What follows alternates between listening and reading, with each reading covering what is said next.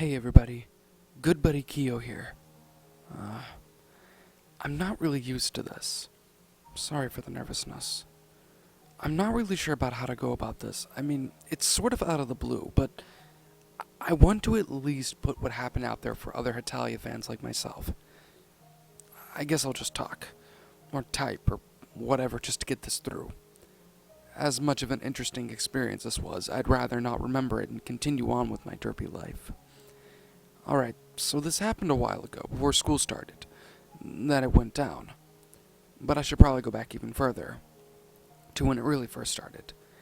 It was when Axis Power Hetalia was in full swing. Second season was still bounding through the fandom and giving out new glorious episodes every Monday. My older sister and I were very both involved with the series, which was a very rare occasion since she often didn't share interest with me. Oh, sure, I would force myself to get into whatever it was that she was getting into, so we could at least have a reason to hang out, but this was the first time she came into my fandom without me having to work for it. It was really nice, considering it was still unknown in our small town. It was even nicer just to have someone to relate to. She and I cosplayed it together, watched episode together, got merchandise together, you know, the whole kit and caboodle, though she was always able to get more stuff than I was because she actually had a job. At some point, she actually brought a bootleg DVD of Hetalia so that she could watch it at any time. A picture of which we provided here, thanks to my mother lending me her camera for a second before she had to sell it the next week. Of course, all the episodes were just being ripped from the internet sites that had them subbed. I watched one or two episodes with her, but I was really content with watching them online, so I left her to it. About 2 or 3 days after she had gotten the DVDs, she acted really weird, in the best way I could describe it. In a drop of a hat, she dropped the whole Hetalia series entirely, setting aside her merchandise and shelving her Hetalia cosplays, even selling some of them.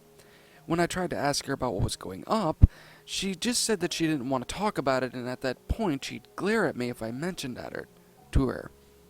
I was extremely disappointed at losing my sister when it came to sibling bonding in the fandom. At the time, just figured that she grew out of it or found something else better. That mindset eventually fit when she started to read Homestuck soon after it's something to do. Now here's where it got even weirder. Now it's been a while since I've probably been like a month or so. I'm not really sure why, probably the phone call from my best friend. I got the urge to watch some episodes with some classic good old Italy, though currently the internet was being worked on by my father, since he was changing phone providers and all that mess. So I decided to look for that Hetalia DVD that my sister had. It took me a long while, but I found it shoved in the back of my DVD cabinet. Not really sure why she shoved it back there, well, at the time. The bootleg really wasn't that bad. It had fan art of everyone as chibis around the world with a little logo on top. Same for the disc, printed on fan art. I popped the DVD into my player in my room and decided to look around the episode to find a really fun one. Maybe the one where Ramonio is first introduced. As I went through the episode choice option, though, I found something really weird between episode 23 and episode 24. For those of you who don't know, it's a Liechtenstein in Switzerland episode. Very cute indeed. And the 24th was in conclusion of the Axis on Island arc thing. But there was a square choice like an episode. But there really wasn't a title next to it, saying what number it was or the episode was about. Though it wasn't that it was untitled that caught my interest, but the screenshot of it. It was Italy smiling, looking upwards in a content daze, his eyes already open, mind you, with glistening eyes and what looked like sand, like perhaps he was lying on it. This blew my freaking mind, for this was something new, and I craved for new things in the fandom, always. Perhaps it was just a hidden chapter I wasn't aware of, like a bonus episode. I bit my lip and trembled with excitement, and I knew I had all this to myself. Wait until my friends heard about this. I was going to be even more knowledgeable than everyone else. Of course, when I look back at it, I wish I hadn't found it. Without much ado, I clicked the select button on my remote to watch it. The title animation appeared as always, the large orchestra blaring out for a few seconds to show the Japanese katakana of Hetalia with Axis powers next to it. Soon after, it shifted to the view of the island the Axis were stranded on. Japan and Germany were sitting against the shade of a tree while Italy just laid in the sand, soaking up sun with that cute dumb look on his face. Now, before I go on, I've read stories about this before about lost episodes of cartoons, stories that I didn't believe in until now, honestly, and I know how they went off without it being extremely bad quality, but this actually wasn't too bad. Sure, it wasn't the best quality, it still was quite pixelated from being ripped off of a site and then burned onto a disc, but it was okay. The sound was just a tad muffled, nothing really that out of the ordinary. Of course, this just kinda made it creepier later on when I was able to see it better, but I'll get into that into a bit. Back to the episode. While Italy was sunbathing with his jacket and shorts, the camera cut over to Germany and Japan. They both looked a tad upset, if not a bit worried, and they started to speak. Two things caught me off guard.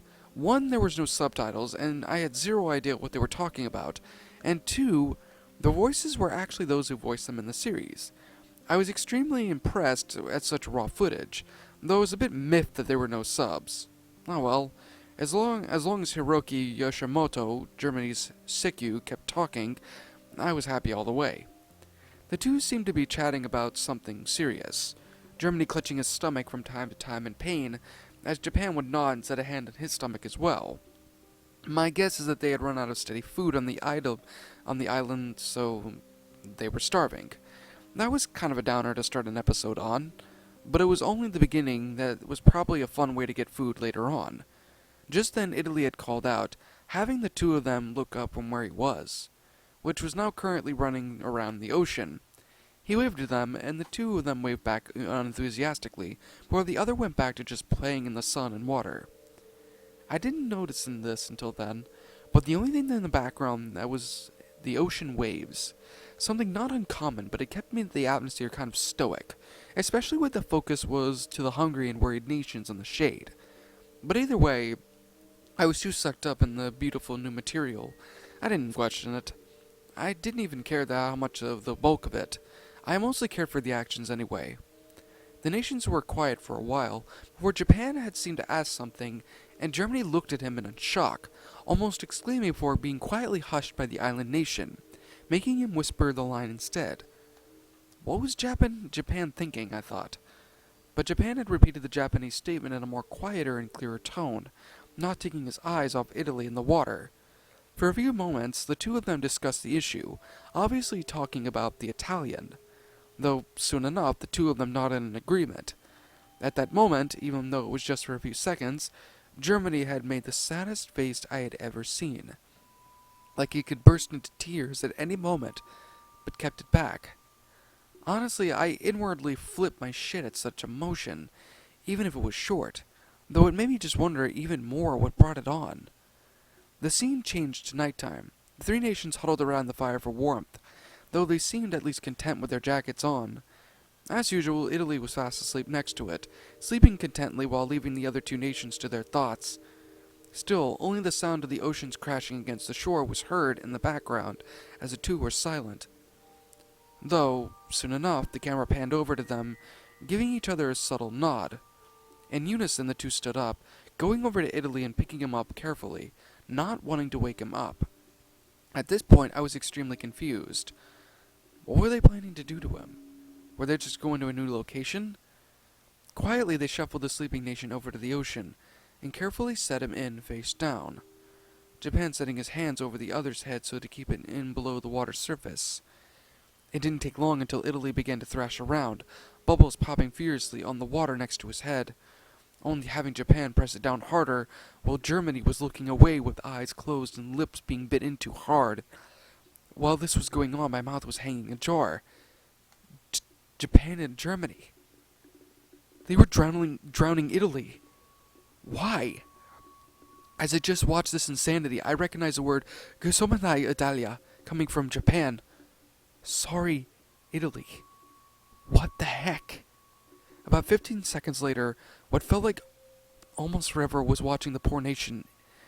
Italy fell in with a plop in the water, the bubbles ceasing to rise anymore. The deed was done, but why? Japan and Germany picked up the waterlogged Italy and brought him back to the shore, placing him down next to the fire, while Germany sat aside, just staring at the fire as if contemplating what they just did. Japan unsheathed his sword and knelt down next to the corpse, taking off his own jacket and setting it aside. With one more look in the blonde before back down, Japan took a deep breath before making the incision from the base of the neck all the way down to his belly button, cutting a bit more so he was able to flip the skin back to reveal the bloody organs of the once living nation. At this, I had to pause the episode, feeling quite lightheaded at this. I just couldn't believe what I was seeing. I mean, I read and look at a gory Hetalia stuff, but seeing it done in Studio Dean style and done in the official voices, or if it's fake, a really good artist and a very good sound alike, just way too surreal for me. And while I had the TV paused, I had a good chance to look at Italy's insides. God, that sounds so weird as I type this. And they look so real. Not like they were hyper camped, but if the artist had stared at the inside anatomy of a person for hours, drawing every little curve to make it realistic. I wanted to stop watching. I wanted to just turn it off and abandon the TV with the DVD inside. But I was already in too far. I had to see this through to the end. It would haunt me for the rest of my life if I stopped here. After taking a short breather and drinking some water, I pressed play on my remote and resumed the madness. Instantly I was greeted by a slurp sound of Japan sliding his hand into Italy's body and pulling out one of the organs out of place. It looked like the liver, with it so detailed it was hard not to mistake the organ. Japan sighed as he cut off the connecting strand with a sword and set the mess of an organ onto the other's discarded jacket, before going back and setting aside a kidney, both of them. While Japan searched around, Germany reached over for some sharpened sticks. He seemed to have gathered earlier and penetrated the sharp end through each organ that Japan had laid out. With his hand inside, he set the organ kebabs on a range in the fire so they could be cooked. Which I didn't know how that was even possible. Once more, after a seemingly long period of time, Germany pulled the now-cooked liver from the fire while handing Japan, who accepted it with his arm still blood-smeared, a kidney. Both of them were in silence before Japan murmured, "Itakimatsu," and both took a large bite from it. It still makes me weird when I think about that scene, but the lightheadedness faded as I heard something that made me gasp. "Dotsui? Nihon?" The both of them turned to shock, the camera panning over to show that Italy was awake. How was he awake? They had drowned him. Or was he unconscious? Heck, I didn't even know what was going on, and it seemed like the other two had no idea either. Germany and Japan tried to explain themselves, but Italy began to grow more panicked, slowly getting whatever happened and began to scream in pain, fear, sadness. I couldn't even pinpoint what emotion there was. But it was so weird to hear him like that. It almost sounded like the man voicing him was in a large amount of pain himself. Germany and Japan went over to him, trying to get him to be quiet, though after a large confusion of everyone yelling at once, Germany was the one to finally scream for everyone to be quiet, shaking Italy to make him quiet, resulting into just tugging the curl to make him stop momentarily. At this point, when I should have laughed, I practically was at the point of tears. Germany talked, trying to appear strong and tried to explain their situation. My guess was that the situation was that there was no food left, and they were going to eat Italy since he was the weakest. Though he was a nation, right? They were all nations. Why did they have to resort to that? Was that why Italy woke up? Soon enough, Italy gave an understanding nod, whimpering in pain and fear as well. He sputtered out something, pausing a moment to cough, blood drooling down from his chin. Now it was Japan's turn to talk, seemingly to try and comfort him in a soothing tone. After a small speech, Italy nodded once more before looking down, seeing that Germany was gripping his hand tightly. With another nod from Germany and Japan went back over and scooped his hand into the now somewhat functioning body, pulling and cutting out a spleen and setting it at its side. Italy almost screamed, reduced to a sort of mixture of whimpering and sobbing. The camera cut to a view of his and Germany's hand becoming more constricted against each other. The shot panned up to a frowning Germany, who once again glanced at Japan's work before speaking again, calling Italy's attention. He spoke for a bit, trying to smile, and soon Italy smiled back at him. For one, the series actually opened his eyes to reveal those golden honey color, and called him the familiar word He used to call him Captain. There was a time skip, and soon a large portion of organs was lying on Italy's jacket. Things I could recognize were being intestines, pancreas, bladder, particularly everything but the brain, heart, and lungs. Japan wiped an arm to the forehead, smearing it with the blood accidentally before impaling them on sticks and sticking them near the fire. He turned back to Germany, who was still holding Italy's hand. He crawled over to get a closer look, and Italy had seemed to press on again, his eyes lightly glistening and staring blankly upwards with a small smile on his face. This shot was the one shown in the menu. Japan looked up at Germany, seeing that he was frowning, blue eyes glistening with tears as he tried to get over having this happen to him. Japan set a hand on his shoulder, murmuring something seemingly comforting, making Germany nod in agreement and sighing shakily. Japan frowned slightly, as before, as he moved aside, grabbing the dead Italian's feet and squeezing it lightly, saying something to Germany before looking to the fire where the organs were roasting. Germany glanced back into the fire for a moment, before he looked up at the sky where Italy was staring. The camera panned upwards to it, past the stairs, and everything was completely black. And then the next episode started playing, just like that. No credits, or anything. Just left the episode on a cryptic or optimistic note. I have no idea. I wish I could have run it on my computer to get screenshots, but the disc refused to play on here for some reason. And I don't really have a good camera to snap a clear picture. My friend Fia was kind enough to get 2 screenshots for me, though the disc only worked on her computer for so long. But I'd rather not look at it again. It may not sound as bad as when you read this, but that makes me get away from Hetalia for a while, honestly.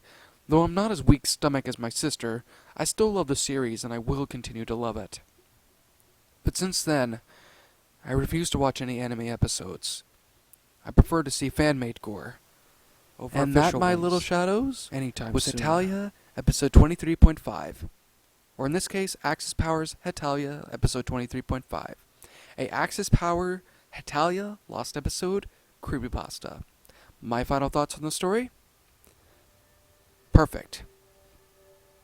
Completely and utterly perfect in every manner and in every way. I loved every ounce of the story. There was so much effort and love put into this story that, honestly, I really don't know what to say. I mean, the grammar, perfect. The visualization, perfect. The concept, perfect. The storyline, perfect. Everything about the story is beautifully well done, well crafted, and just amazing. And everything, I've only seen one episode of Hetalia myself personally. And I probably should watch the series now. But no, this episode had so much good things going to it. The realistic reactions, the great detail putting into the actual storyline itself, even the cliches that were in the story itself, still played out so very well. This is one of those old stories that sat there and actually more or less worked so very... It aged good. It aged very well. I'm not gonna lie on that one. It aged absolutely beautifully. And I'm 100% happy that I've actually got the opportunity to read it. And some of you guys have been asking me why I've been so quiet recently, especially the fact that I have such a very calm voice. It's because of the fact that where I'm at, there's a lot of people here, and I don't want to be yelling, screaming, and things like that. So I'm trying to take a lot more of a calmer approach, at least for the time being, until you guys can hear my crazy self back when I go back to my trailer. But right now I'm just talking about as quietly as I can, because I don't want to disturb anybody else. So that right there should hopefully answer your questions. And no, for anybody wondering, I'm not sick anymore. That food poisoning is gone now, although I'm still not having any intentions of eating Taco Bell ever again, let me tell you that. But still, getting back to the review after that little announcement, yeah, this episode was amazing. I love the screenshots that were put into this too. It actually looked like this was really good. Very well detailed, very well made, just downright amazing concept. A very great storyline. I liked it a lot. I genuinely did. I mean, I don't really know what else to say other than this was a perfect story. But like I always say, this is simply my own personal opinion, and if you disagree with it, that's perfectly fine too. We're all entitled to our own opinions in regards to these creepypastas, and this is simply my own personal thoughts. My final rating of the story? 10 out of 10. What do you expect? Great story, great storyline, great everything. Perfect story all and out. But what did you guys think about this creepypasta? Did you guys enjoy it? Did you guys not? Also, what would you have personally done to help make the story a lot better? Let me know your thoughts down in the comments section below. I'm the Shadow Reader. Thanks again for watching today's episode. And if you're brand new here to this channel, make sure to like, comment, and subscribe, because I make brand new videos every single day. And of course, like always, roll the outro, because I'm out. Your mouth goes dry with each battered breath. You try to scream, your mind begs to leave. Glued to your computer screen. The killers they slash, the tapes burn and crash. The cartridge you bought will be your final haunt. The rituals of hate will seal your fate. The tears you shed will be from the fear-gripping, horror-driven, nightmarish, gore-filled, terrorizing, hateful, burning, violent, rage-inducing, knife-slashing, blood-splattering, silent screams. Only time will tell if you will escape this online hell. Your horror-filled obsessions will come with its own regressions. Your pathetic screams will not be heeded in any way, because your nightmares will come at any day.